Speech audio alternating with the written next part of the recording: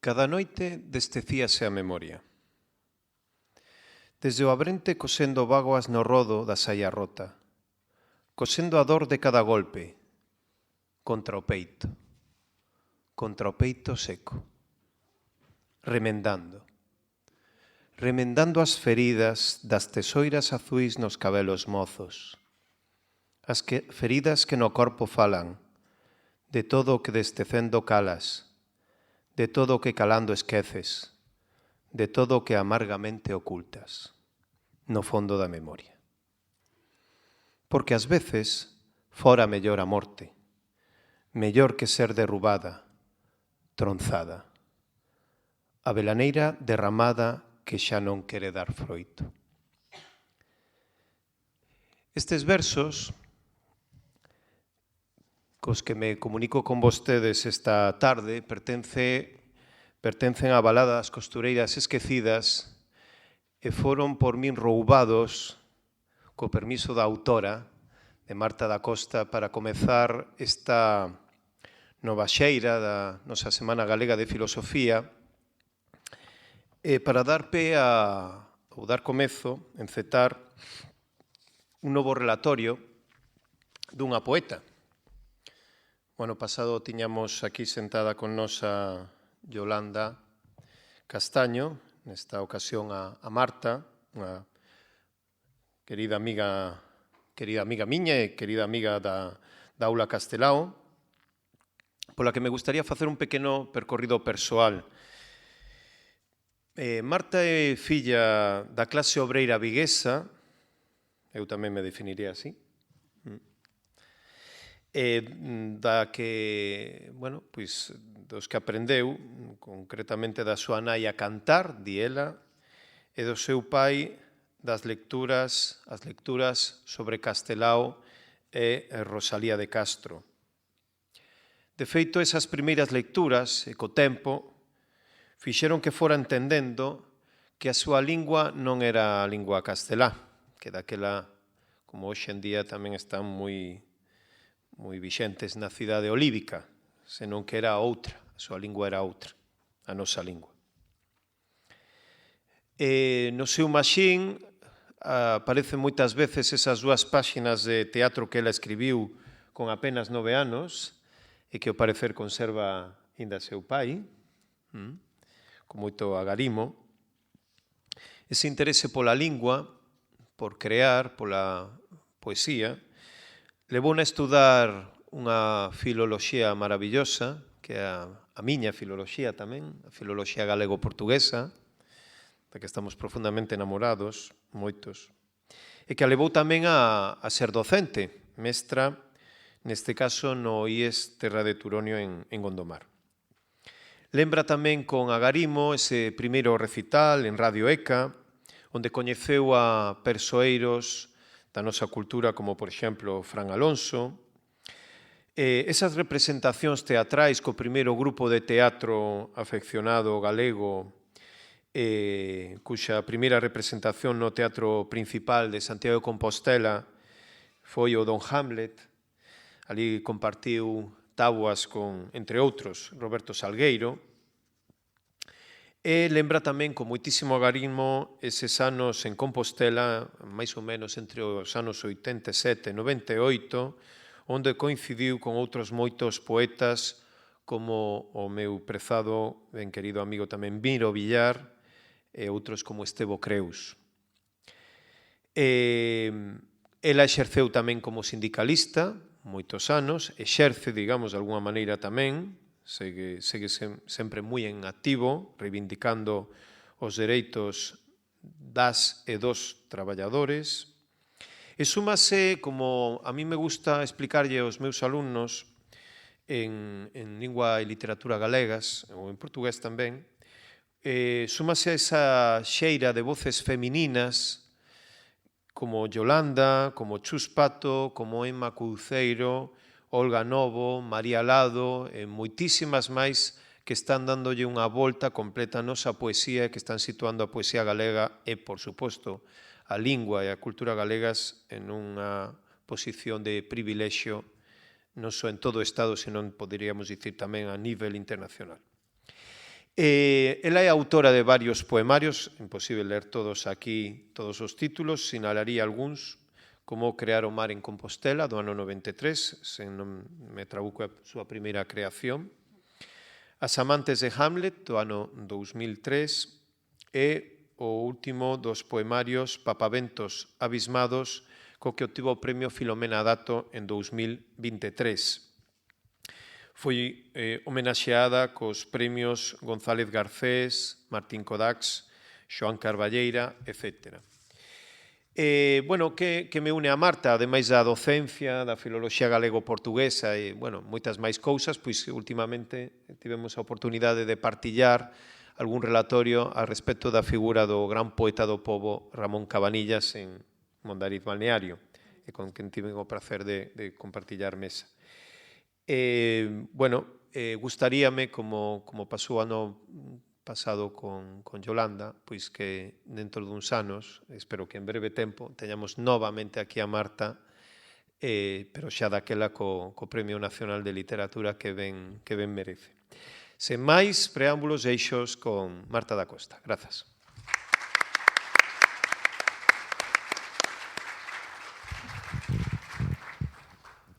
Ben, boa tarde. Nada, en primeiro lugar, agradecerche, Anxo, as túas palabras, sempre tan xeneroso. E eu quería comezar por felicitar a Aula Castelao, que chega a esta 41ª edición da Semana Galega de Filosofía. Penso que é xusto recoñecer este traballo, non? Porque, bueno, significa moito. Eu, desde logo, estou vos moi agradecida de que me convidásedes e que me sentásedes a pensar con vos sobre a sociedade actual e o nihilismo, non? Que tamén lle acae como cualificativo pois o que está sucedendo na nosa sociedade. Cando Anxo me chamou e me propuxo, me trasladou este convite, bueno, fíxome pensar, barallei outro tema, pero bueno, ao final inclineime máis por falarvos do que vos vou falar, tamén por unha especie de reacción visceral, non? Relendo, para prepararme, pois evidentemente, antes de tomar a decisión do tema que iba a tratar, pois volvín a ler os autores nihilistas de cabeceira, non? E, evidentemente, foi acertado porque, bueno, pois iso me produciu efectivamente unha reacción visceral que me levou a dicir que eu hoxe pretendo berrar e berrar ben alto. Hoxe é sempre como unha actitude vital. Cando me pediron unhas liñas sobre o que podía ser o relatorio, escribín isto. Moitas das frases que escoitamos hoxe, pola rúa, nos nosos traballos, nas conversas cos amigos, na familia, a noite de noite boa, son idénticas ás que escribiu Nietzsche.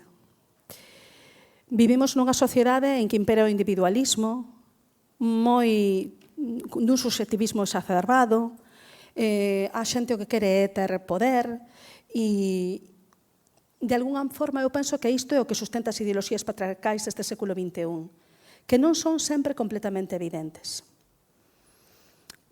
Frente a iso, como escritora, considero que a literatura ten un papel. E, ademais, como poeta, porque penso que a poesía é unha ferramenta de análise, de reflexión, de reivindicación e tamén de reparación, que nos dé a voz ás mulleres, porque seguimos necesitando que se nos dé a voz para poder berrar e berrarlle ben alto.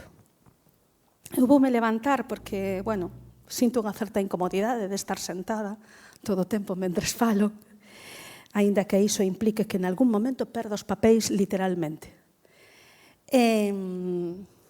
Pois ben, relendo a este señor, relendo Así falaba Zaratustra, atopeime frases maravillosas como esta, non?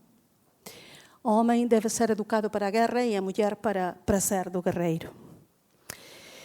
Bueno, hai moitas máis, non? A muller aínda non é capaz da amizade. As mulleres continúan sendo gatas e pásaros ou, mellor, vacas. Século XIX. Somos vacas. Bueno, no século XVI, os autores do século de ouro español, os grandes literatos que sempre evocamos, tamén nos dedicaron ás galegas, especificamente, algúns cualificativos semellantes a estes. O de vaca, por exemplo. Na muller todo é enigma e todo ten unha solución. A preñez, é po que servimos. E esta de A muller e a pracer do guerreiro. Cando nos situamos fronte a un autor, neste caso, que publica a súa obra de mediados a finais do século XIX, pois existen diversas formas de enfrontala, non? Desde considerar que hai que ter en conta estas afirmacións dentro do seu contexto e, por tanto, que non podemos analizalas desde a óptica de hoxe, no seu contexto. Ou así falaba Zaratustra, comeza a escribilo Nietzsche 3 anos despois de que Rosalía de Castro publique Follas Novas. E acaba de escribilo cando ela falece. No seu contexto, Rosalía escribiu Follas Novas. En Follas Novas hai poemas como Ladraban contra min que camiñaba ou A xustiza pola man, en que se denuncia a violencia contra as mulleres. Todas as violencias están na poesía de Rosalía, no contexto de Nietzsche. Finais do século XIX, segunda metade do século XIX. É certo que Rosalía foi unha poeta excepcional, que superou todas as expectativas e que se adiantou ao seu tempo. Pero eu creo, como di Scarlett Martin, que Nietzsche o que lle pasa é que despreza as mulleres, efectivamente desprezas, e entende que as mulleres están destinadas á procreación e foron feitas para obedecer os seus maridos e cuidalos e darlles prazer. E punto final. Eu preguntábame, puxenlle en fronte a Nietzsche a Rosalía, pero claro, Rosalía está en Galiza, ele está en Alemanha, se cadra as galegas estábamos máis avanzadas no século XIX. Sen embargo, atopei unha revista, a revista Ulrica, en que Jessica Lenga escribe en maio de 22 as numerosas historias da literatura alemá contemporáneas ou inmediatamente posteriores ao período romántico, 1795-1832, coinciden nunha premisa. A Alemanha sufría unha epidemia de mulleres literatas que, non conformes con acaparar o mercado editorial como lectoras, non conformes con ser lectoras, tamén querían escribir. A muller é vista nas enciclopedias literarias de mediados do século XIX como unha ameaza, unha praga que podería contaminar o bo gusto e a excelencia da literatura alemá. Este é o contexto. Este é o contexto. Mais sobre o contexto. 1859, Robert Prutsch, escritor prusiano. As mulleres convertéronse nun verdadeiro poder na nosa literatura, ao igual que os xudeus, atópanse por todas partes. Outra frase bonita. Evidentemente, cando cheguei a esta frase, concebín a intervención. Estoulle contestando. A mí o que me chama a atención desta frase é que non a di Zaratustra, que poderíamos pensar que é o alter ego de Nietzsche. Esta frase está no capítulo A bella e a moza, creo. E é a bella que na pronuncia para felicitalo polo que acaba de decir unha sarta de barbaridades como as que limos antes. Entón, a bella, unha bella, non? Podemos pensar símbolo da sabiduría. Podemos vela así. Felicítao. E ademais dille, sí, é que a muller sufoca, tápalle a boca, porque do contrario grita alto demais. Entón, chamoume moito a atención. Gritamos demais? Gritamos demais hoxe as mulleres? Alguén aquí pensa que tal vez exaxeramos nas nosas reivindicacións? Estamos indo demasiado lonxe co feminismo? O 42% dos homes do Estado español pensan que sí. din que imos demasiado lonxe coas reivindicacións feministas. De feito, imos tan lonxe que se está discriminando aos homes. O 42% dos homes, por tramos de idade, entre os 16 e os 24, o 51,8% pensan isto. A metade da xente nova, a metade dos homes novos, perdón, non da xente, a metade dos homes novos pensan que o feminismo foi demasiado lonxe, que é excesivo. Bueno, non o digo eu, Dio o CIS, enquisa de percepción sobre a igualdade entre hombres e mujeres e estereotipos de género, ano 2023. Pero, por si acaso...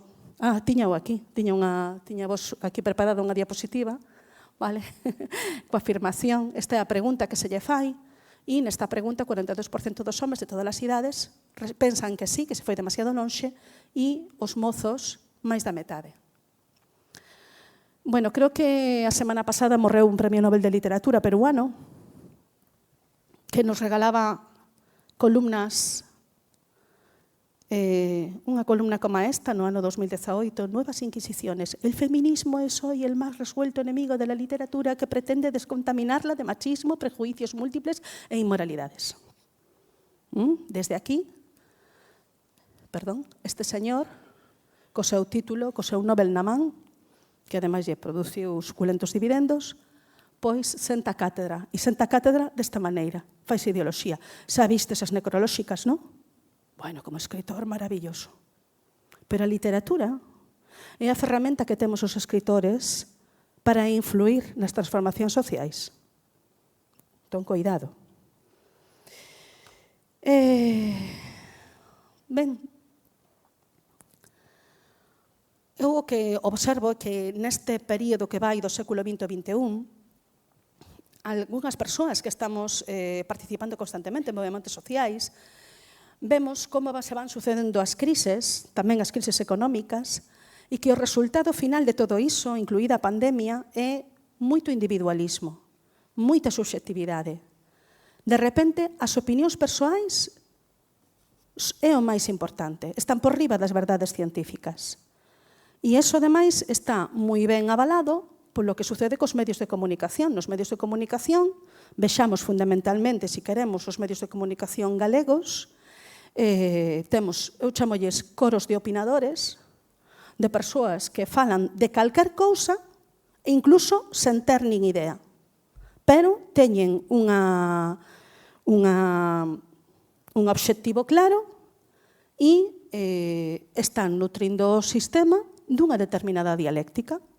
E entón, pois, sírvense destes coros de opinadores. Hai persoas, se vos dades conta, que están sempre presentes nestes coros de opinadores e unha pregúntase como é posible que non haxa máis persoas. Hai máis persoas, pero hai persoas que é necesario que estean opinando e participando nos medios de comunicación para trasladar determinadas formas de pensar. E volvemos ás vellas ideas, non? A estas afirmacións que líamos en Nietzsche, pero que hoxe escoitamos tamén na rúa. E que pode facer a literatura fronte a todo isto? Eu creo que a literatura, e xa insisto, en particular a poesía, ten a capacidade de facernos pensar, de facernos imaginar outras realidades coas que enfrontar o mundo actual e, por tanto, imaginar outro futuro e prepararse para él, non? É unha forma tamén de colocarnos un espello, vernos nese espello, recoñecernos e valorar que cousas temos que mudar, non? Eu non quería pasar por alto que estas xornadas de filosofía organizadas a Aula Castelao. E Castelao, que este ano é ano Castelao, porque é o 75 aniversario do seu pasamento, pois tivo a capacidade, pois xa vedes, 40 anos despois de Nietzsche, tivo a capacidade de colocarse no lugar do povo, de colocarse no lugar das persoas que sufrían. A mí sorprendeume moito cando caí na conta do que agora vou dicir, non? Por exemplo, foi quen de recoller na súa obra literaria a denuncia literaria e artística, a denuncia da violencia contra as mulleres, da violencia sexual. Lembrades a Marquesiña, que todo o mundo lle chama a Marquesiña, e non se pode calzar, e non come, e non vai á escola porque non ten roupa, pero chamanlle a Marquesiña. Tamén denuncia a violencia económica e institucional. Bueno, aquí está a Marquesiña, co debuxo da fonte do Pazo de Oca. E aquí tedes, a min encántame particularmente este debuxo. Aí está o Tafur contando as moedas, non? E debaixo o home que casou con Ramona para ter unha criada. É moi descritivo de cal é a relación do matrimonio. Verdade? Esas mulleres que logo piden o divorcio ou intentan separarse, el pretende que marchen cunha mandiante e outra detrás porque elas non traballaron. Ou, ela non me quería e mateina. De aí, a la maté porque era mía, hai pouca diferenza. E despois, este deseño que a min está unha das estampas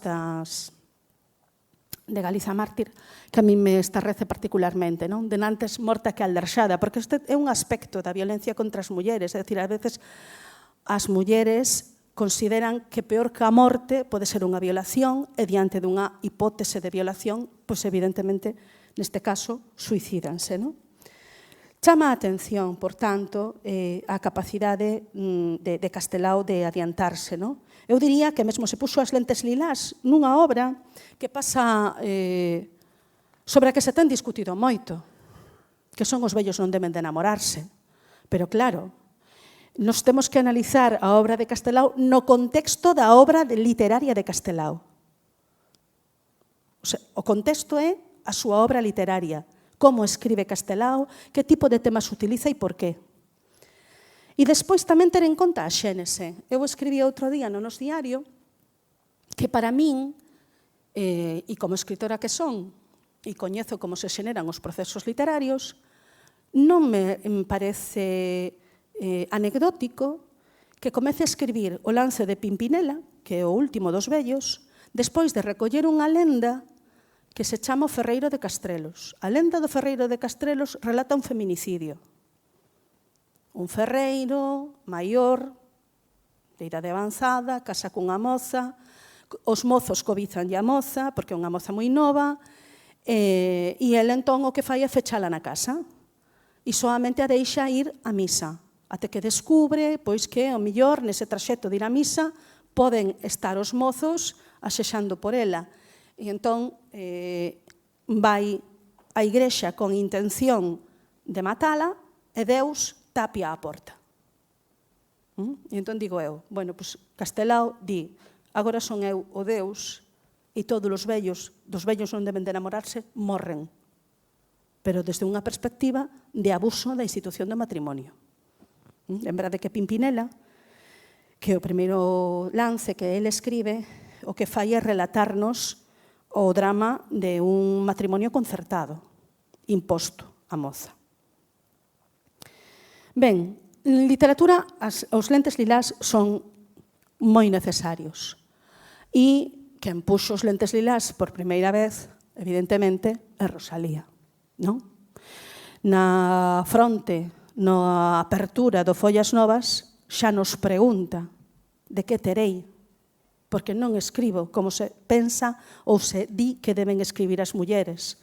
Entón, se non escribo como eles din que deben escribir as mulleres, que é o que eu son?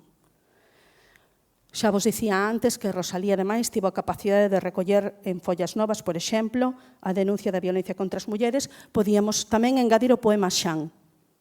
Ese poema irónico, vale, aparentemente intrascendental, pero que está denunciando unha cuestión moi importante. Cando un busca un Xan, que é o que atopa? Un Pedro. Non ten máis que entre mil, non hai máis que un anxo entre os demos. Non hai máis que un atormentado entre 1000 que dan tormento. Xa nos fai a estatística, non? 1 por 1000. Unha é Rosalía, a outra é Filomena Dato. Sabedes quen é Filomena Dato? Oístes falar de Filomena Dato? Coñecedes a obra de Filomena Dato? Son as dúas únicas mulleres que escriben en galego no século XIX. Filomena Dato escribe este libro, Follatos, 1891. Neste libro hai un poema extenso que se titula Defensa das mulleres. Por certo, na mesma data en que Nietzsche escribe Ecce Homo. Non sei se tedes na cabeza, eu teño na cabeza aínda a relación do título dos capítulos do Ecce Homo e a verdade que me produciu un pouco de vergonza allea. Escribe esta Defensa das mulleres. E di así: homes que a muller culpades dos crimes que cometedes e decides que das desgracias sempre son causas mulleres, oíndo o que di Feixóo naquel libro en que as defende, é verdade que hai algunhas ruíns, algunhas que teñen cecais perdida a vergonza, mas decide, por que a perden? Pois se por elas pecades, al culpa non lle botedes, que nunca o sol tivo culpa de que quen o mira cegue. Decides que Eva pecou, mais enganouna a serpente, criatura en que falaba un ánxel, que, aunque rebelde, era un ánxel e tería intelixencia esplendente. Por exemplo, nese longo poema, ten ocasión de falar das guerras, e di: o miños que ides á guerra porque vos obriga a lei, ou a ambición vos empuxa, e vandes a merecer grande renome na historia e o favor do vosso rei, e posición elevada, e gran soldo, e gran poder, e porque sodes valentes, unha estatua pretendedes. Que merecen as monxas que vos seguen por doquier, que curan as vosas feridas, e só por faguer ben, sen paga nin recompensa, expoñéndose a morrer polos campos de batalla, solícitas van e ven. Esta visión non é moi habitual, non? A min recordoume unha película recente que se titula 688. Non sei se a coñecedes. É unha película americana e esta película, escrita e dirixida por Tyler Perry, relata o traballo que realizou o batallón 688, que era un batallón formado por 855 mulleres negras que foron enviadas á retaguardia. A que? A clasificar a correspondencia. Pois foi moi importante o seu traballo, porque sacaron adiante a correspondencia e iso influiu directamente na moral dos soldados. Pero cando chegaron para facer o traballo, se vedes a película, ven ese monte de cartas inasumível e vedes o desprezo con que o tratan, con que as tratan os militares brancos, e ademais dan por sentado que non van ser capaces de facer o seu traballo. E fano, e en menos tempo do que estaba previsto. Bueno, nada, é por poñer en relación o 19 co 21 a través de dous feitos diferentes, pero que falan do mesmo. Ben, Filomena Dato. Filomena Dato é a única muller que aparece nunha listaxe da Real Academia Galega que se confeccionou para ter a man unha serie de nomes de autores aos que dedicarlle o Día das Letras. É unha listaxe que está nos fondos da Real Academia Galega e que debe ser do finais dos anos 60, principios dos 70. A única muller que aparece nesa listaxe é Filomena Dato. Dedicaronlle o Día das Letras? Non, non lle dedicaron. A que si lle dedicaron foi a Francisca Herrera, novelista. A primeira muller que escribe unha novela en galego, Xeración Nos, anos 20. Bueno, non vamos a falar da ideoloxía de Francisca Herrera. Vamos a falar de outra cousa. Francisca Herrera tiña moi boa relación con Rosalía e con Murguía. Murguía propón en 1945, había unha proposta de Murguía de que ela fose integrante da Real Academia Galega. Comunícanlle a proposta e dinlle que escriba canto antes o discurso de ingreso. Un mes. O mes seguinte entregou o discurso. Pero o secretario da Academia non foi tan rápido como cando lle pediu a ela que fora rápida. E tardou aínda bastante tempo en darlle o discurso de Francisca a persoa que lle tiña que responder. E a persoa que lle tiña que responder, porque o trámite é así, non? O protocolo é, eu escribo un discurso, un académico me responde. Pois o académico que tiña que responder, ainda outro tanto tardou. En definitiva, desde 1945 pasaron 5 anos, Francisca Herrera morreu e non entrou na academia. Eu o que penso é que lle dedicaron o Día das Letras Galegas fundamentalmente porque tiña unha débeda histórica. E que a nomearon e a propuxeron para formar parte da academia por quedar ben. Non sei por qué. Pero que realmente non crían na integración desta persoa na academia. Entón, por iso penso que lle dedicaron o Día das Letras. A terceira, María Mariño. María Mariño, a pobre, e eu isto lembro porque, bueno, da convivencia con outros escritores, xa no ano 2007 eu xa formaba parte da Asociación de Escritores en Lingua Galega, xa asistía ás asambleas, e, bueno, existen as conversas de café. E lembro as conversas de café e as cousas que se comentaron ao redor do nomeamento de María Mariño como autora homenaxeada para as letras galegas. Pasou o mismo que di Rosalía na carta a Eduarda. Non se librou da sombra de Novoneira. Di María Xosé Queizán nunha entrevista que lle fan. Houbo académicos que non querían que fose ela a homenaxeada, poñendo en cuestión a súa autoría, o sea, dicían que o que ela escribira non o escribira ela, que o escribira Novoneira, pero que chegaron a decir que non existía María Mariño, que era un pseudónimo de Novoneira. Bueno, María Mariño existiu, claro que existiu.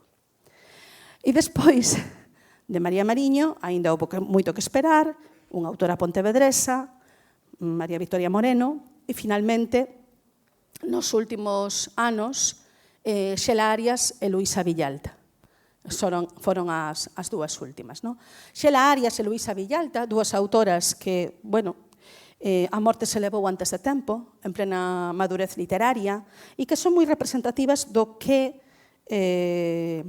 dun episodio moi importante na literatura galega, que é a década dos 90.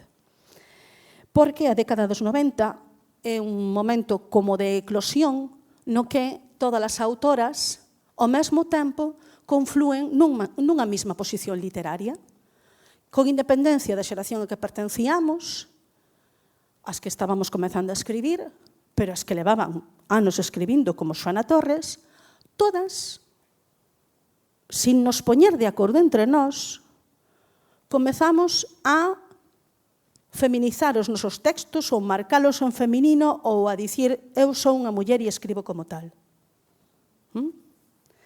E iso é o que sucede na poesía galega recente e o que a coloca no universo, vale? Porque nos podemos preguntar, antes, o ano pasado estivo aquí Yolanda Castaño e o anterior estivo Chus Pato. Yolanda Castaño, Chus Pato, Olga Novo, Pilar Pallarés. Lembrades que son 4 autoras que, de maneira moi recente, foron premios nacionais. Non é que o premio nacional teña máis valor que outros premios, pero a cousa é que nos coloca en competencia con outras literaturas. Sí? Entón nos dá ese valor. Pois iso é por algo. Iso é por algo, e é porque o que sucedeu aquí nos anos 90 e que aínda estamos perfeccionando, nos coloca na primeira plana. Pero todo iso que sucedeu, que foi maravilloso, era tan anormal que foi anormalmente recibido. Falamos en primeira persoa. Estaba ali. Entón, bueno, oímos cousas como que por primeira vez as mulleres están escribindo con moita calidade. Como que por primeira vez? Que estás dicindo? Que estas señoras que me acompañan, que teñen 3 décadas máis que a min e que xa publicaron non sei cantos títulos, non escribían ben antes? Estaban dicindo iso. Tamén limos naquela época na poesía actual podemos ler os novos tratamentos da morte, fulanito, fulanito, fulanito, os novos tratamentos do amor, fulanito, menganito e citanito, e poesía de muller. Facíanos un pequeno gueto E aí cabíamos todas. Daba igual se falábamos de amor, de morte, poesía social ou escribíamos panfletos. Era poesía de muller. Claro, esa é a forma en que se recibe algo que é anómalo para a literatura, porque a sociedade literaria forma parte da sociedade en xeral. Entón, esa normalidade, estaba sucedendo iso, non? De feito, di Elena González, advirte, teño diapositivas, esquezo de pasar as diapositivas, mira, de Francisca Herrera. Con Néveda, esta é a primeira novela escrita por unha muller, as súas edicións ben distantes, e aquí Sorrisos e Vaguas, que é un libro de poesía, María Mariño, con este libro, Palabra no tempo, Xela Arias, Eloísa Villalta, no 21 e no 24, e aquí está a cita de Elena González que vos quería ler, non? É dicir, novas poetas que nos 90 deslumbran polo risco das súas propostas. Sí, asúmense riscos. Veremos despois por qué. Bueno, cando vos los diga xa vos dades conta. Pero di ela, compre moito tento coa moda literaria feminina gobernada polos mandatos do mercado e xestionada polos pais. Porque non sexa que a literatura de mulleres se inmovilice como etiqueta dun subxénero ou modalidade literaria, o gueto que vos dicía. E que sí, sucedeu. A finais dos 90 sucedeu isto. Ben, e iso que vos acabo de dicir son formas de invisibilizar. É dicir, cando asomas o pé e empezas a pisar donde non debes, póñenche un freo diante para que non avances máis. Ten que ver con iso, non? Ten que ver con que exista ás veces na imaginación literaria masculina a idea de que as mulleres están ocupando moito espazo, de que hoxe só gañan premios literarios as mulleres. Non sei que pensades vos. Hoxe só gañan premios literarios as mulleres son as que gañan máis premios. Nós temos o noso propio anecdotario Me Too. Non é documentável porque rara vez está escrito, aínda que houve un autor que se atreveu a poñer negro sobre branco, que felicitaba a autora de certa novela por non escribir para o reducido público das mulleres, con estas palabras. Pero isto non é habitual, o habitual é verbalmente, non? Que se fagan comentarios sobre o aspecto das poetas. Ou, que se fagan comentarios e que ás veces se valore a súa obra tamén en función deses parámetros. Ou que se fagan comentarios, como eu oín de unha autora, de unha clásica da literatura galega, algún comentario sobre algún poema seu cunha certa lascivia, non? Interpretando ese poema. Non vamos a entrar en detalles, porque non me gusta entrar nos detalles, pero seguro vos que, desde logo, sí que hai, ás veces, certos comentarios, non? Sobre, un poema, pois, a mellor unha muller que baixa en bicicleta, simplemente. É do que fala o poema, pero hai quen o adorna. Entón, temos todo un catálogo, xa vos digo, un anecdotario Me Too. De feito, Luna de Miguel escribiu no ano 2017 un artigo que se titula «Cuando ser escritora é sinónimo de humillación, desigualdad e acoso sexual». Que estas cousas tamén suceden. Entón, vamos ao comprobable e documentable, o papel. Aquí temos un exemplo. As mulleres acaparamos. Os titulares son estes. A obra escrita por mulleres acapara 5 das 6 candidaturas dos premios Follas Novas ao mellor libro de narrativa do 2024. Las escritoras acaparan los premios Follas Novas do libro galego al llevarse el galardón en 10 categorías. As escritoras dominan nos Follas Novas ganando en 10 categorías. As autoras mandan nos premios Follas Novas do libro galego o vencer en 10 categorías. Cando queremos buscar algo e saber algo, que facemos? Poñemos en Google, non? Eu puxen en Google. Os homes mandan, os homes acaparan, os homes dominan, premios literarios Follas Novas. Non existe ese titular. Di Google, E máis, cando o puxen, sabedes o que me respondeu Google? A obra escrita por mulleres acapara 5 das 6, devolvemos ese titular. Vale. Que hai na cabeza do xornalista ou redactor xefe que escribe as mulleres acaparan, as mulleres dominan, as mulleres mandan? A ver, os Follas Novas, aínda que teño por aquí os resultados, e agora xa vos dixen antes que iba a perder os papéis nalgún momento. Bueno, vou a seguir o guión que teño aquí para non perderme. Bueno, isto é o que lemos, non? Eva Losada Casanova, que fai un artigo sobre... buscaba isto. Vale. Non hai que buscar demasiado, Galipedia. Historia dos premios Follas Novas. Categorías de ensaio, narrativa e teatro. En 9 anos, os gañadores son maioritariamente homes. En 9 anos, os gañadores son maioritariamente homes, pero antes decía que as mulleres acaparamos. E soamente en poesía hai máis mulleres ca homes, máis vencedoras nas 7 edicións. Que o que fai iso é equilibrar, vale? Quedan aí 50-50. Pero no histórico, as mulleres nin acaparan, nin dominan, nin mandan, nin son maioría. Nunca. Decía Eva Losada, fala, por exemplo, do Premio Nobel, 4 mulleres de 100 anos.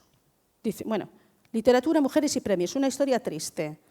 En 100 anos, só 14, perdón, dixen 4, dixen mal, 14 mulleres. No Goncourt de Francia, 10 en 112 anos. No Booker, de lingua inglesa, 16 en 50 anos. No Pulitzer, 16 en 100 anos. No Cervantes, 4 en 40 anos. E nós podemos poñer o exemplo das letras galegas. 6, malas cantareiras, en 62 anos, perdón. E dos premios de Follas Novas do libro galego, que son estas. Outro exemplo. En 2025, tedes que desculparme. A miña idade, e despois da miña historia persoal e literaria, cando vexo un cartel como este, eu vexo dunha forma determinada. Titular, escritoras da filoloxía. Scripta manen, escritoras da filoloxía. Que ben, o título está en feminino. Feminino xenérico, perfecto. Pero me poño a mirar mesa por mesa e que me atopo? 2 das 3 mesas redondas, a maioría dos intervinientes son homes. 2 dos 3 recitais, a maioría dos intervinientes son homes. Participación total en todos os actos, 18 homes, 15 mulleres. Nunha facultade na que me dixo a min o profesor de crítica literaria o primeiro mes. Es que las mujeres, porque aquí además todas sois hijas de obreros de Citroën, venís a la facultad a buscar marido. A ver, el casou a final de curso coa que se sentaba na primeira fila. Isto é real, Xa sabía como dir Castelao, Non vos riades porque o conto é triste. Pero iso é o que nos decía o profesor de crítica literaria. O caso é que el casou. Non sei que lle mirou, francamente. Pero nunha facultade na que abundan, como en toda a universidade, as mulleres, resulta que non. Bueno, a ver, cando se saquen as fotos, nas fotos van salir 2 mulleres e 2 homes. 2 mulleres e 2 homes. Por qué?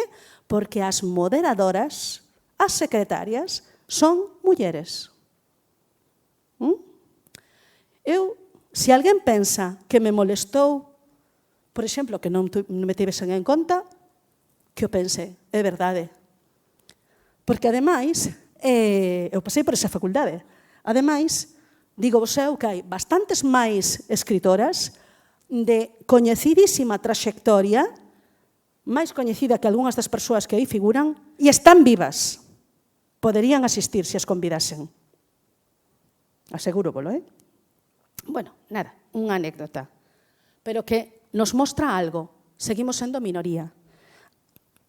Os datos seguen estando aí, vale? Os datos de edición da obra publicada din, efectivamente, que as mulleres somos autoras de menos títulos. Teño aquí varios datos, agora vou nos saltar. E eu falo aquí de que somos minoría. Por exemplo, os premios literarios. Hai moita insistencia en que os premios os ganamos as mulleres. Non. Non se fan estudos disto, A ver, para que se van facer tamén? Porque no ano 2014, cando fixeron, se lle desmontou o argumento. Entón, xa non facemos máis estudos destes. Xa vedes que nada que ver. Non é certo. É máis, por si acaso comprobeino, fun aos fallos dos premios literarios, dos premios de poesía, que é onde máis destacamos as escritoras, do ano 2024, de 18 premios, gañaron 7 mulleres. Eso é menos da metade. En fin, son cifras, sí, para contrarrestar os argumentos, porque claro, cando se din cousas que non obedecen á realidade, obrígannos a quen si estamos máis cerca da realidade a ter que documental, ao que nos dicimos. Este é un poema de Rebeca Baceiredo, o poema que acabou abrindo a segunda edición desta antoloxía, na que eu quixen... Son as 6. Pero eu tiña aquí o teléfono que se me avisou. Esta antoloxía o que pretendía, ademais de dar unha visión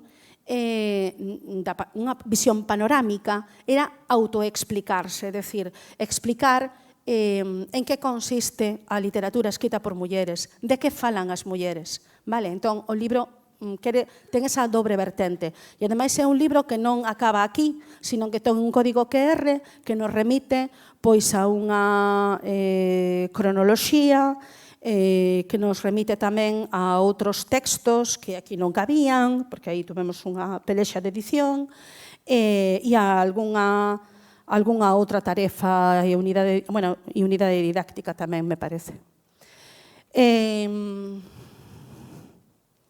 Ben, entón, en que nos empeñamos nós? Que foi o que nos propuxemos? Globalmente isto. É dicir, Macedo e Amaral, que son dúas escritoras portuguesas que escribiron un dicionario feminista, da literatura feminista, o dicionario da literatura, agora non recordo ben o título, falan de que podemos falar de escrita feminina cando hai unha intención de recuperar retrospectivamente unha tradición feminina e visibilizar as escritoras. E, ademais, hai marcas de xénero, é dicir, o xénero se marca para que haxa un discurso propio. Este poema de Luisa Villalta, que fala da feminización do tema que trata, da creación dunha tradición feminina, da modificación dos símbolos, ou que pon a voz poética é unha muller. Cando analicei, teño un artigo escrito sobre isto, eu falei de que isto era un auténtico manifesto. Isto se publica en 1996, no medio da década dos 90, e tal vez sexa o poema que mellor exemplifica o que significa poesía escrita por mulleres nesa década e desde esa década, vale? Porque non se esgota ali. Vedes que eu falo da feminización dos símbolos. Símbolo en literatura, unha metáfora que se converte nun reclamo, nalgo que representa outra cousa. Por exemplo, en literatura, a viaxe é símbolo de sabiduría. Cando Homero escribe a Odisea, co seu protagonista Ulises, Ulises representa o navegante que viaxa, o home que aumenta a súa sabiduría coa viaxe. É un símbolo. Luisa Villalta escribe, a ver si dou aquí esta palabra de conformidade, tiveron señoras da navegación subterránea. Isto é feminizar os símbolos. Señoras da navegación subterránea, tamén nós temos dereito a navegar, a viaxar, a ser sabias. Sí?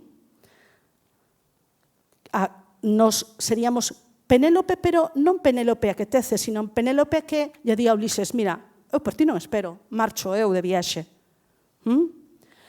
Pero aquí di subterránea, porque ás veces esa viaxe non é evidente e está sucedendo. É dicir, linguaxe inclusiva aparece na literatura, evidentemente, o uso do suxeito feminino, e despois, desde o punto de vista literario, que acabo de decir, a renovación das figuras retóricas e o surrealismo como aliado. Surrealismo, está hecho Chuspato. Cruza os sermos do fastío entre dunas de impotencia e ausentes labirintos. Onde máis se percibe, evidentemente, na temática. Estos son temas tradicionais. O erotismo, o desamor, o corpo, o compromiso social, a infancia. Todos os escritores, en algún momento, escriben sobre estes temas. Pero non é o mismo escribilo desde a perspectiva de un home que desde a perspectiva dunha muller. Entre outras cosas, porque, por exemplo, unha temática como é o desamor aparece directamente vinculada moitas veces á violencia. Pero estas sí que son temáticas que achegan as mulleres. Bueno, a mellor podedesme discutir esta da maternidade que tamén aparece tratada por autores anteriormente. Vale. Pero eu estou pensando que a forma de tratarla é tan diferente que xa é prácticamente que un tema novo. E ás veces pola forma explícita que facemos, a menstruación, o ámbito doméstico, a violencia, a estipa, a dignificación. Hai algo que foi moi evidente nos 90. Lembrades este título, Os teus dedos na miña braga con regra. Non lembrades ese título, non o coñecedes. Libro de poesía de Lupe Gómez. O seu primeiro libro titúlase Pornografía. Este que acabo de citar agora, Os teus dedos na miña braga con regra, non sei que número fai, pero é posterior á pornografía. Outro título, A teta sobre o sol. Olga Novo. A cousa vermella. Olga Novo. É evidente que hai intencionalidade. Ou Lupe, cando puxo de título Os teus dedos na miña braga con regra, non se imaginaba toda a tinta que se ia verter sobre ese título. A quen se lle ocurre? Pero como se pode... Pero que clase de persoa se lle ocurre titular un libro de poesía coa miña braga con regra? É unha provocación, por suposto. Por suposto que é unha provocación. Revólvanse nas cadeiras, por favor. Queremos provocalos. Estamos aquí. E temos unha realidade propia da que queremos falar. Ben, vou a ir abreviando e vou poñer... Coñecedes este libro, As 1000 naves? Claro, é que, por exemplo, a Guerra de Troia, que non la contou Homero? Que perspectiva adopta Homero? Héctor, Aquiles, Agamenón, Paris, Príamo. E elas? 2500 anos, ou 2000 non sei cantos anos houve que esperar a que esta autora, Natalie Haynes, ou como se diga, escribise desde a perspectiva das mulleres. Porque, claro, Briseida e Criseida. Cal era a preocupación de Briseida? Darlle uns polviños máxicos a Criseida para que llos botara a Agamenón na bebida e quedase dormido pola noite. Esa era a preocupación. O sacrificio de Ifixenia. Fixadevos no seguinte detalle. Vos sabedes o que é o complexo de Medea? Creo que se chama síndrome de Medea. Sabedes, non? Pero quen son os parricidas? Hai máis parricidas, homes ou mulleres? Homes. Hai máis parricidas, homes. E na Guerra de Troia hai un parricidio. Agamenón sacrifica a Ifixenia por un puñado de vento. Porque non hai vento. Dá Agamenón nome a algún síndrome de parricidio? Non. Pero Medea, porque toda esta literatura clásica que nos fornece de mitos e símbolos está sustentada en feitos históricos. Medea non era grega, era unha estranxeira. Sabedes o que pasa cos estranxeiros? Creo que é Marvin Harris, non? Que nos explica e nos fala do canibalismo. Non son humanos, podémolos comer. Pois Medea era estranxeira, non era humana para os gregos.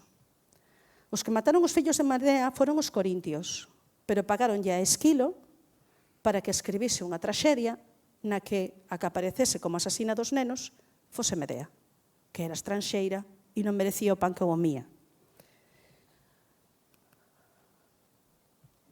Se vamos á pintura, aquí temos unha Medea, aquí temos outra Medea que se parece sospeitosamente a Medusa, e aquí temos Medea cos nenos mortos, e se eu vos digo que hai unha pintora aquí, cal pensades que é o cadro que pintou a pintora?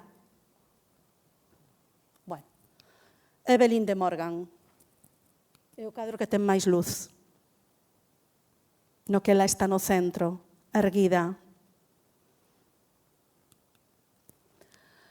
Bueno, esta é a confirmación do que vos acabo de decir, de que Esquilo recibiu unha subvención para poñer a Medea de asasina. Non sei se se vai a escoitar. Acordades vos desta canción?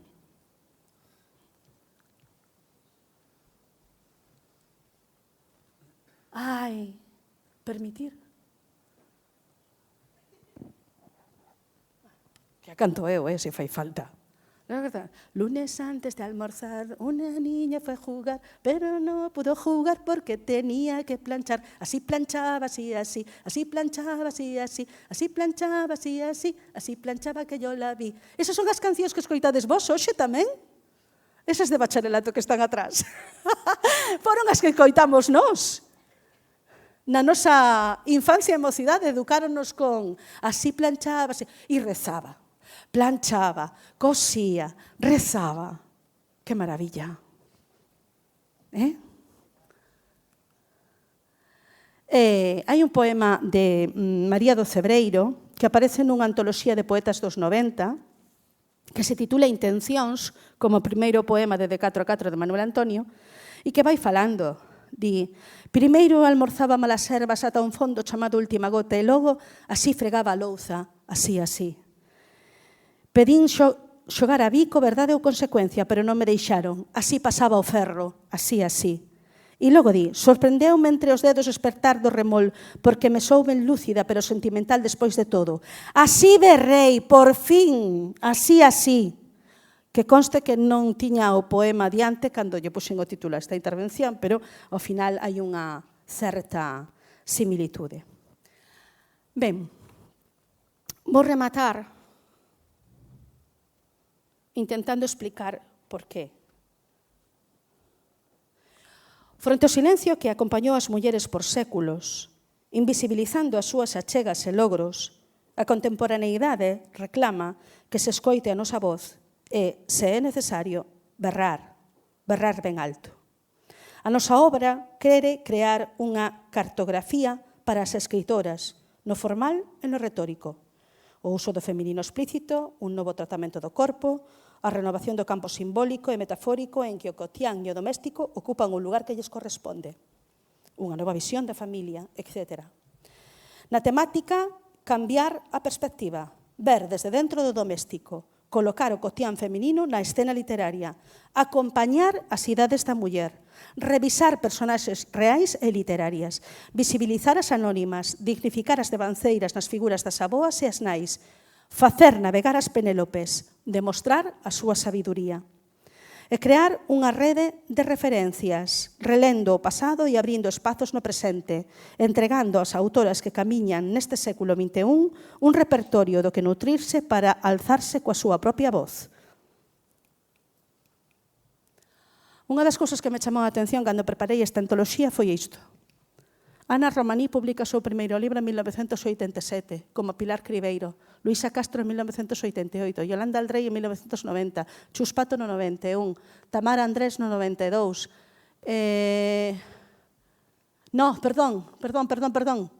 Marica Campo no 92, Xoana Torres, non son, o de Marica Campo si é o seu primeiro libro, e o de María Xosé Queizán é no 91 o seu primeiro libro, eu no 93. Vale? Estas autoras deste lado estamos publicando o noso primeiro libro. Quen nace nesas datas?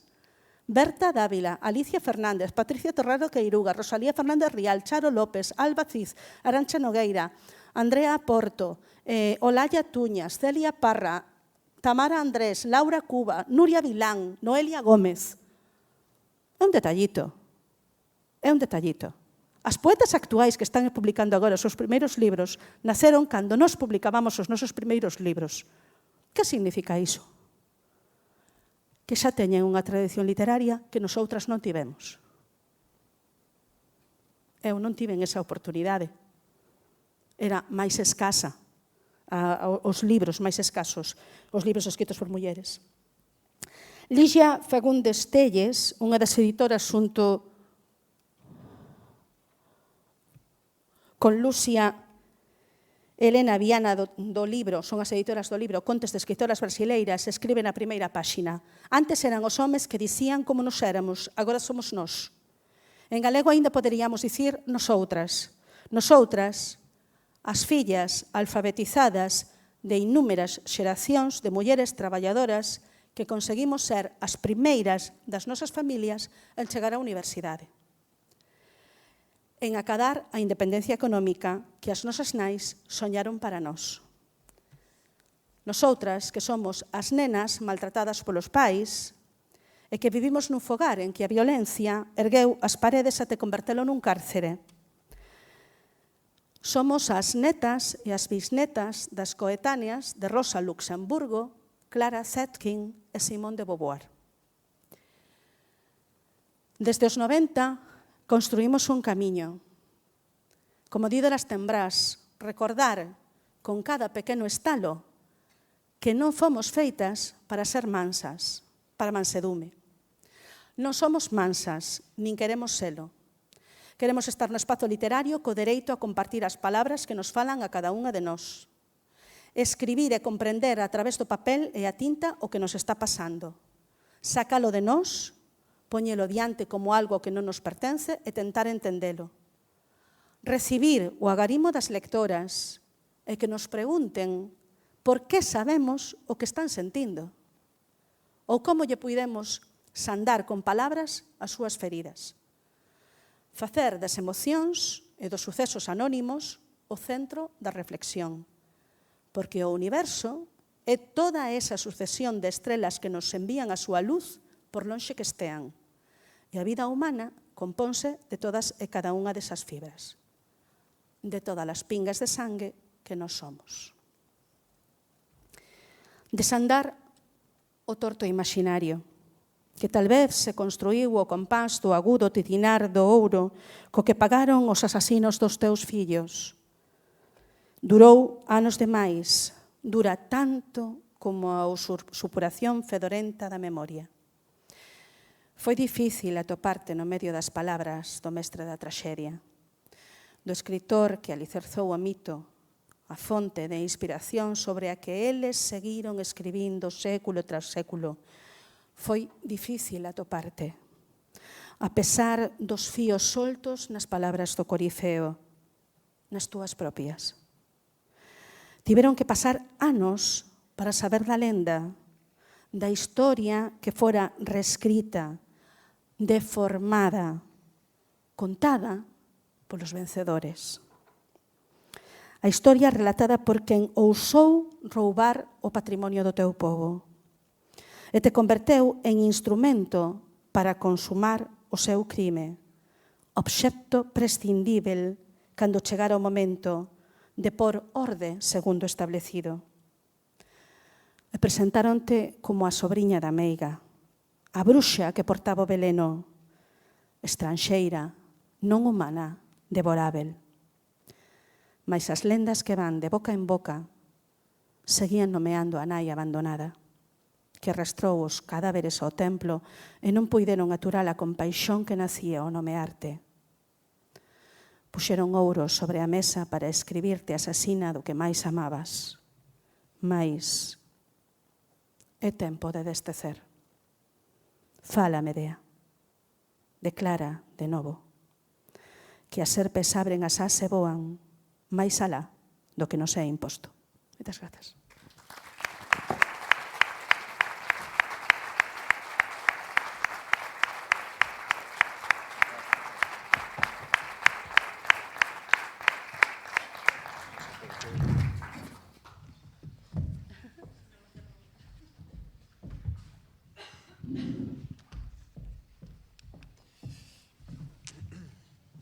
Estoy aquí en Pontevedra.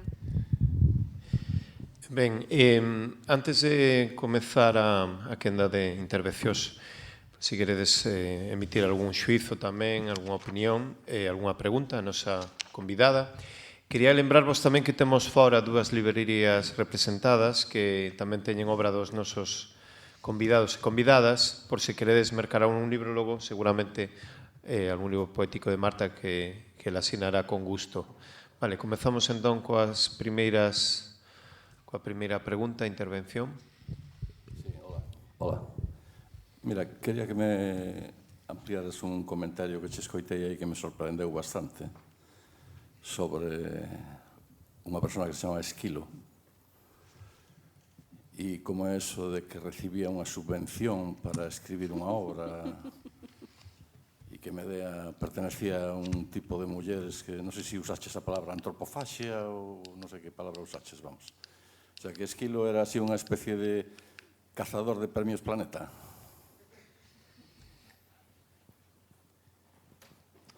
Equivoqueime de autor.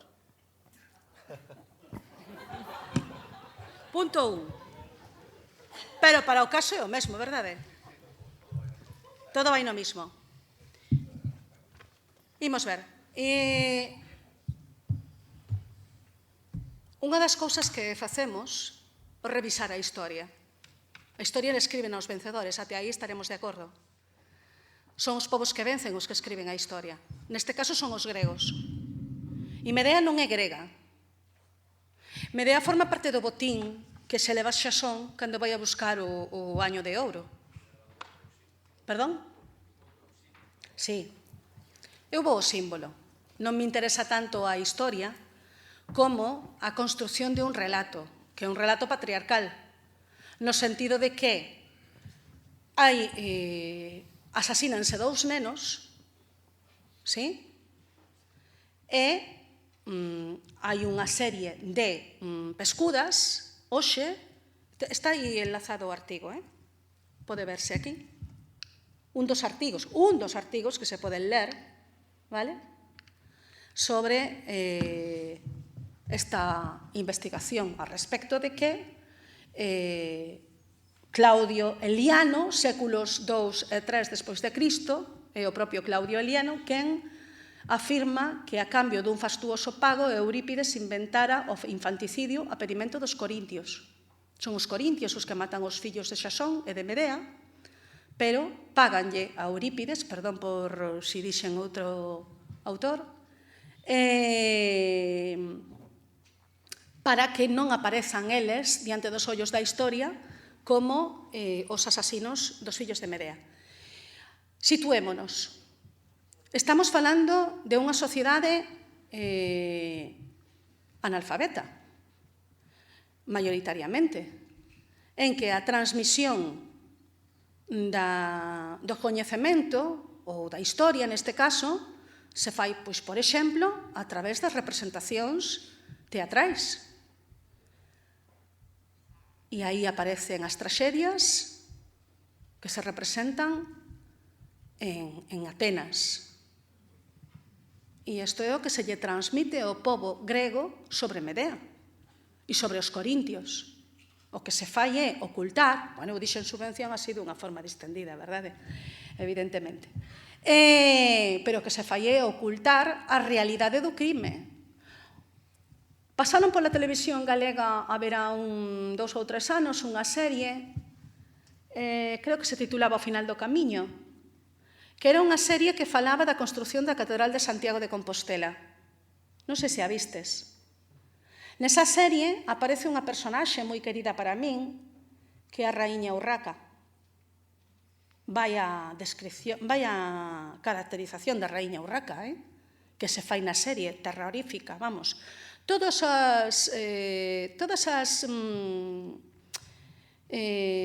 os lugares comuns, vale? Porque todas as mulleres que queren exercer o poder ou son unhas tolas, Juana, primeira raíña de Castela, ou, bueno, son unhas tolas, en definitiva. Ou son marimacho, ou son moi cobizosas e queren o que non poden ter. Porque non, o poder non é para as mulleres. Entón, a caracterización de Urraca nesa serie é tremebunda. Pero por que falo desa serie? Porque nesa serie escenifícase como Xelmírez escribe a historia de Compostela e como lle di o escriba que poña as cousas e lle manda taxativamente escribir determinadas cousas que non se corresponden coa realidade. Pero tamén lle di, iso é o que vai a quedar escrito para os séculos. Outro día volvín a ver Troia, a película. E Aquiles dille a Héctor, dentro de 1000 anos seguirán falando de nós. Ten razón, pasaron 2300 e pico e seguimos falando deles. Entón, hai detrás da literatura e detrás dos arquetipos clásicos e da mitoloxía clásica hai unha realidade histórica. Primeiro é a historia, logo é a lenda e logo é o mito. E entón, bueno, eu o traslado como un exemplo, non? É dicir, acabo de falar de Urraca, é outro arquetipo de construcción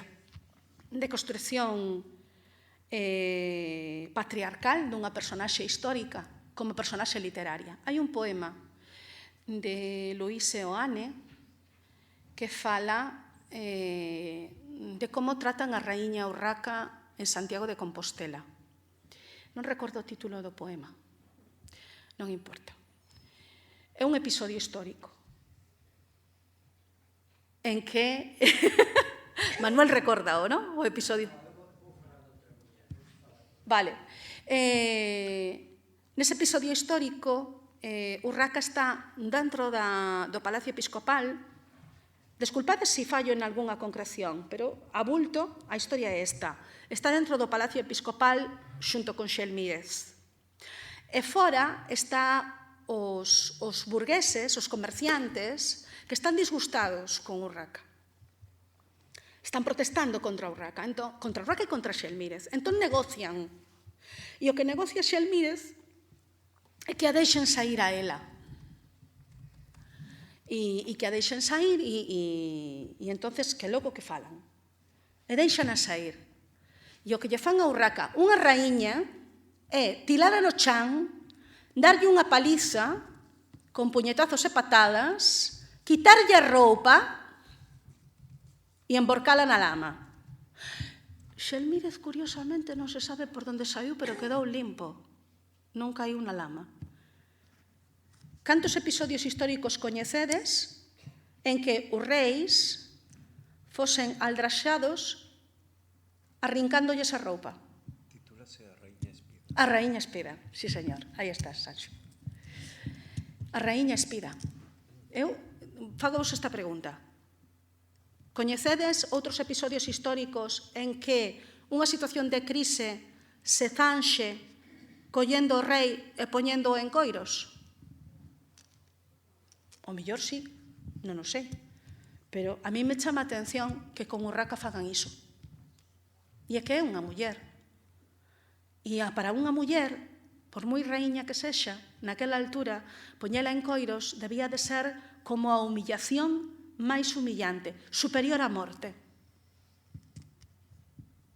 Bueno, non sei se che respondín a túa pregunta, seguín sacando arquetipos. A ver, este é o que hai, é dicir, existen investigacións que nos relatan unha verdade histórica diferente. E eu acredito, porque son consciente de que a historia escriben os vencedores e porque actualmente, afortunadamente, contamos con persoas que investigan e nos contan outros relatos históricos. Bueno, basicamente supoño que tens razón. Pero vou te decir unha cousa. Esa Troya que acabas de citar como documentación donde Aquiles ou non sei quen di dentro de 1000 años, esa é de Hollywood. Perdón? Dixeche que volviches a ver a película de Troya. A película, sí. É a de... que fixo Hollywood fai Sí. Deberías usar unhas fontes máis fiables, O que dice Aquiles... Pero non é unha fonte. O que dice Aquiles en Hollywood, xa sabes como é. Xa sei, Non ten nada que ver co... Pero isto é unha fonte. A película de Troya non. Correcto. E a película de Troya non. A película de Troya é unha broma que adorna o discurso. Efectivamente, pero bueno, usala como cita aquí non é de moito peso. Vale. Logo, sobre o que dis... Grazas. O que dis da reina, non sei, se nos poñemos a mirar na historia, creo que... Eu fixen unha pregunta. Caralladas que lle fixeron a reis, das unha patada e aparecen 50.000. Desde que lle cortaran a cabeza, a que os empalaran, a que... O que menos lle fixeron é deixalos en coiro. O sea, que, Bueno, tampouco é entendo que non simplemente que lle fagan percibes... eso a unha reina. Vale, pero eu entendo que ti non comprendas o que significa para unha muller que a poñan en coiros. Non, eu son un home. Claro.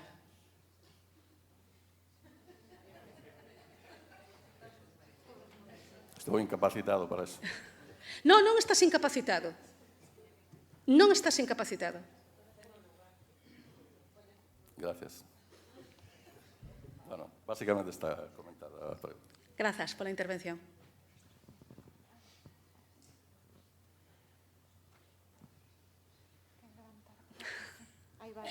Hai dúas. Vai unha e logo. Un par de observacións sobre o asunto do Urraca. Bueno, primeiro, sinalar que non sabemos moi ben exactamente que nin siquiera sabemos quen é Xelmírez. O sea, un señor supostamente galego ao que non lle coñecemos un solo parente, que aparte do irmán. Xa un galego rarísimo. Co cual, do que nos conta na súa crónica, que ademais trae a uns señores de Francia para que a escriban, pois fiarse relativamente pouco. A historia debe de ter algo, quero decir, porque hai ao mesmo tempo a lenda de Lady Godiva, que é unha historia parecida en Inglaterra, pero sabemos que a xente, bueno, por lo menos é unha lenda, a xente se aparta para non vela pasar espida, e isto hai unha lenda claramente porque esa historia saliu de algún lado. Pero non sabemos exactamente o que pasou. Quero dicir, a versión que nos contan, eso sí, a versión que nos contan deixou tanto efecto que aparece hasta en Juego de Tronos. Ahora, que pasou en realidade, eu non sabería dicilo. Ahora, sí que podo decir un par de cousas sobre as raíñas desa época. Hai un documento dunha profesora, creo que da Universidade do Porto, que se titula Entre consello e incesto, sobre as nais, irmáns, primas, bueno, sobre todo nais, irmáns, tías, etc., dos reis, nas dinastías galaicas, portuguesas, etc., o que chamamos o Reino de Asturias, pero que en realidade son galegos, desa época, e a figura da raíña é importantísima. O sea, hasta o extremo de que normalmente pois hai casos en que o problema é quen é a muller que manda e a que decide quen é o rei. Isto hai varios casos, entre eles a primeira Urraca, que basicamente é a que intriga contra un irmán e fai que a outro o prendan e consigue que o seu irmán preferido acabe de rei e os outros dous non.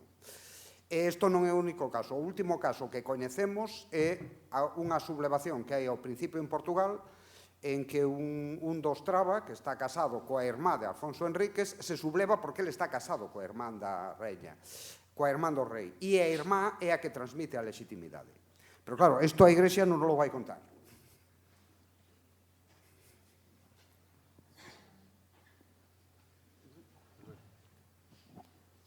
Boas tardes. Ahora voume poñer do teu lado. Isto é porque no xantar estuvemos aí discrepando amistosamente. Vamos a ver. Algunhas veces temos problemas en relación coa ciencia, coa simbología, cos mitos, con todo eso. Digo a propósito de unha muller que non nomeaches, pero que estou seguro que a conoces mellor que a min, que se chama María Castaño. De María Castaño só aparecen, así para os historiadores, só aparecen dúas líneas no libro dos obispos de Lugo, chamase Episcopologio. É o libro onde aparecen os feitos dos obispos e as historias da diócesis e tal. E aparecen dúas líneas sobre María Castaña, dicindo que fora unha, podíamos decir así, unha facinerosa que se rebelara contra o obispo, pero que se arrepentira e se puxera a pedir para o obispo e tal e cual para recaudar para o obispo. Debido á súa rebeldía, pois que morrera o recaudador dos impostos de Lugo. Bueno, entonces, digo por así un pouco con dolor, un pouco dolorido, non? Porque, claro, os obispos publicaron eso da muller como exemplo, como crimen e castigo, pero que lo aceptou como arrepentida por o mal que fixen rebelándome contra o obispo. Agora póñome ao seu servicio e póñome a recaudar contra o que eu loitei, que foi polos impostos, póñome a recaudar contra os obispos de Lugo, ou contra os impostos do obispo de Lugo. Póñome eu de recaudadora. Bueno, como a tratan agora os historiadores e os científicos? Dice, María Castaña non existiu. María Castaña era irlandesa. María Castaña é un mito. María Castaña é tal. E digo eu, aunque só fose como símbolo, polo menos os nosos, debían afirmar os nosos símbolos como signo, pois, de identidade e de liberación. Digo eu, non? A xente máis insospeitosa da nosa cultura nega. Pero os símbolos son necesarios. Pero e os son arquetipos e as personaxes son necesarios. Son necesarias. Claro. Porque construen un relato. Claro. Tamén vivimos, o sea, decir, isto está moi de moda, ¿no? Utilizar esta palabra, pero tamén vivimos nun relato. Claro. E ese relato que é unha construcción de ficción, pois os símbolos son importantes. Educan. Claro. Claro. Bueno, pois iso é o que quería dicir. Hai dúas obras de teatro sobre María Castaña. Unha escrita, pois... Por un antepasado dos Álvarez. E como? Un antepasado dos Álvarez. Exactamente. E outra escrita recientemente que ainda se pon en cartel de vez en cando. Sí. Non é unha personaxe que eu coñeza moito. Na poesía non ten sido moi tratada.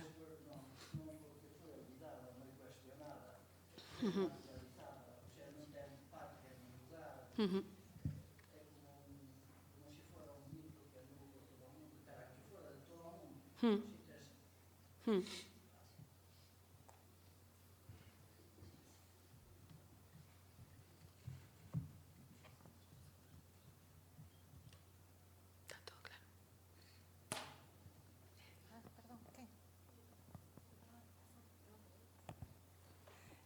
Ola, Marta, moitas grazas pola tua ponencia e tamén grazas polo traballo que faz. Eu tamén fui un estudante de Filoloxía Galega.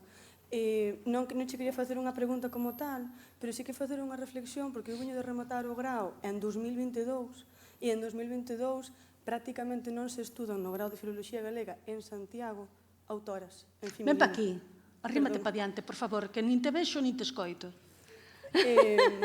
Veño de Vamos a rematar o falar grao diso. en 2022 e non se ven autoras.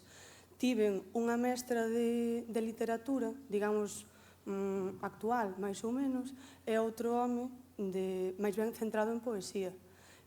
A pesar de ter sido o último ano de carreira, onde el tiña unha materia completa de poesía, e ese ano era o ano das letras galegas de Xela Arias, tan xiquer limos un poema dela, tan xiquer traballamos un poema dela, nada, nin de ningunha outra. E de feito, en primeiro, cando vimos a Rosalía, el negaba por completo a visión feminista de Rosalía.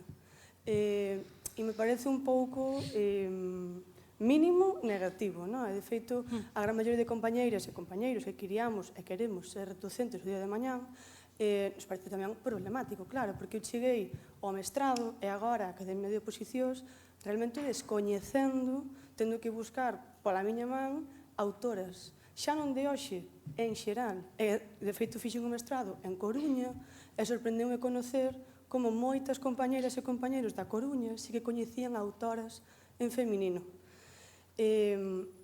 Como os estudos en según que universidades e tamén, sobre todo, os docentes poden mudar tanto cando a historia é a mesma e as autorías e os libros son a mesma. E despois tamén outra cousa que sí que foi positivo é aprendendo outra profesora de sociolingüística. Eu sí que, se ben é certo, eu son máis de lingua que de literatura, pero igualmente agradezo que haxa un recoñecemento mínimo das mulleres, vamos, porque existimos sempre. E algo que se ben é certo, e sí que me quedei con eso sempre, foi que realmente a dúda que sempre se nos pon ás mulleres cando falamos, a dúda nos nosos coñecementos, nas equivocacións, se non nomeamos algo, se pon en dúbida que se existe, se o coñecemos realmente, non simplemente que teñamos unha liña de discurso como tipo de esteroxe e como tantas outras persoas, non? Entón, como profesoras, ao final dunha aula, ou mulleres como a ti, ao final dunha ponencia, chega calquera e lle pregunta, mira, pero ti isto, de onde lo sacas? Tipo, non o estarás inventando, non? Cousa que os homes non lles pasa, ou non tanto. E iso creo que tamén é ben en espazos, incluso como este, nos que supostamente se ven a dialogar e demais, intentar desterralo pois en cada día ou en cada charla que acontece, porque o meu sentir aconteceu e, de feito, baixei un pouco tamén por eso, porque non me sinto cómoda con esas cousas, non? E nada, volverte a agradecer o teu traballo. Grazas pola túa intervención. Eu quería engadir o fío do que ti dis, claro, mira, a ver, xa levando un terreo persoal. Eu dicía antes, Anxo, son unha persoa que teño, tive moita actividade sindical, de feito, eu fui un sindicalista a tempo completo durante varios anos. Actualmente simplemente son delegada de persoal. E cando volvín á docencia, cando me reincorporei ao centro de traballo, unha das cousas nas que reparei, eu xa digo, hoxe por hoxe, eu vexo o mundo de outra forma. E hai 30 anos e 20 anos non o vía así. Ese cartel que vos mostrei antes de filoloxía, o mellor hai 20 anos non me fixaría en nada, pero agora fíxome. Entón, cando volvín ao instituto no ano 2017 e empecé a ver a documentación que había polo departamento, os libros que había na biblioteca, unha das cousas que me chamou a atención foi a relación de autoras e autores. Porque, efectivamente, seguimos en minoría. Primeiro, porque temos unhas dificultades intrínsecas que fan que, efectivamente, publiquemos menos. Gañamos menos premios. Pero que, por exemplo, nas propostas lectoras somos minoría. Entón, para sustentar esta afirmación e que non pareza unha voutade que se me corriu a min hoxe pola mañá, collín o plac lector de unha coñecida editorial galega e un por un fun contando de quen eran os libros que se propoñían nese plan lector. De primeiro a cuarto da ESO, e eu dicíndome para os meus adentros, pero que coñazo, por que estarei facendo isto? Pois por isto.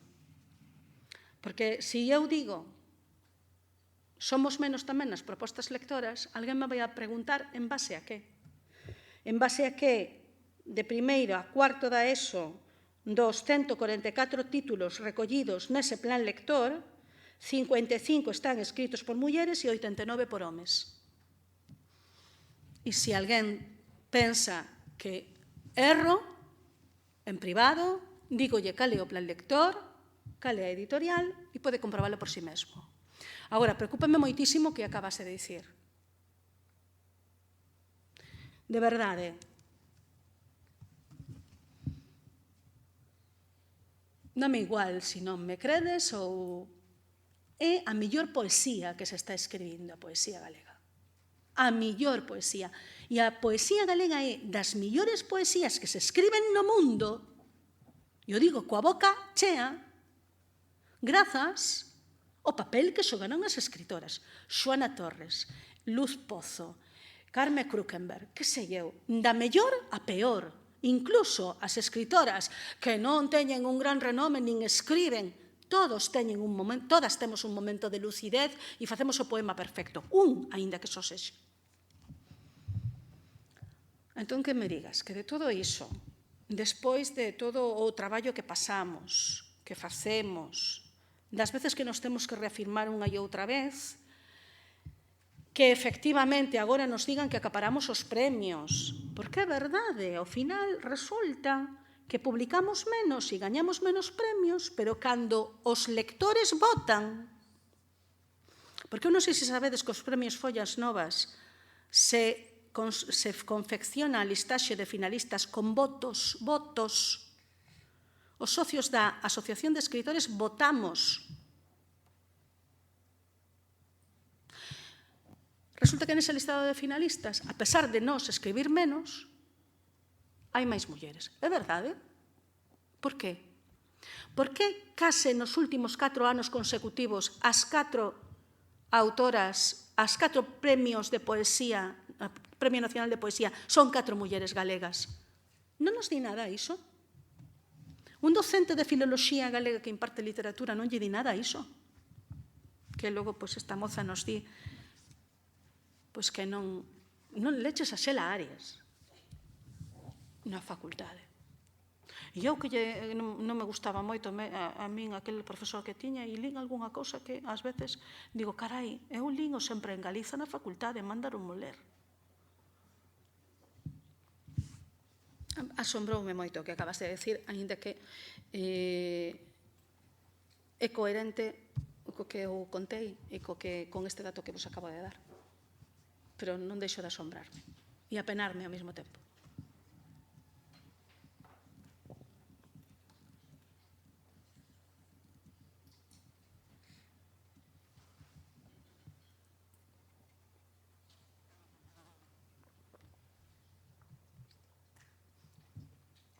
Pois vamos a tomar un café que fai un sol maravilloso.